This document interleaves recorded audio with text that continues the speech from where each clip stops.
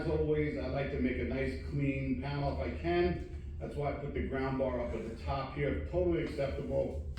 I'm doing 2 equipment grounded conductors of the same size, so both of these right here are either 12 og or 14 og under the same common terminal. And if you were to use a 14 gauge equipment grounded conductor and a 12 gauge grounded conductor underneath the same terminal, your inspector could knock you down for that.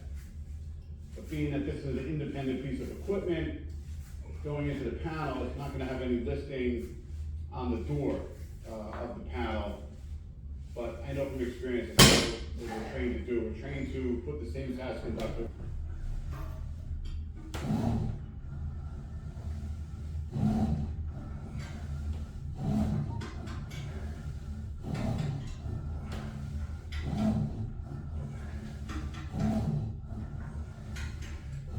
This work may look easy, but knocking out those eccentric knockouts can go the wrong way real fast if you're not careful.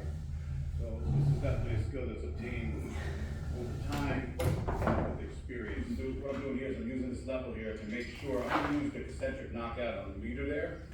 And I'm going to make a knockout on my disconnect. So I'm drawing a straight line here so I know where to make the hole in the service disconnect for the nipple.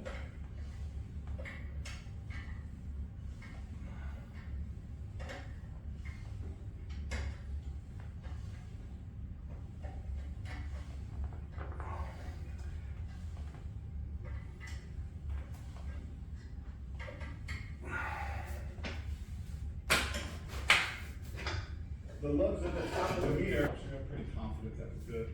But what I'll do is I'll check with my testers here to each of the legs on the bus bar. And so you gotta be careful here to not cross up the testers and cause a short circuit. But here's the end of the boiler, the grounding electroconductor rather for the main water pipe. There's a bonded and over, as you see, is the video cut. I just can't get it perfect. And then of course the hot and cold water pipes. They're frequency bumped out by the plumber because this reading is pretty new. We had number 6 on here. We upgraded this to a 200 amp. Now that's number 4 hot. I really hope you guys enjoyed this video. It was a long day of work. I'm glad we got everything done in one day. Now when I come back Monday, I think next Friday is the scheduled final inspection. We're all set ready to go. Just do it the way I want it. And so I can set the panel on my board, and then we're going to go chop it off the outside to make sure that the LB's got the right length as well. On the outside, this pipe is perfect. I'm going to put an LB on here, move it around, we get it on there. Leave it right there. Let me do the outside. We got a few hours putting the circuit back in the panel to the outside here. Okay, so there is a strategy to get these conductors inside the enclosure here. So some of the smallest or the shortest conductors here, as you can see, is the armored cable.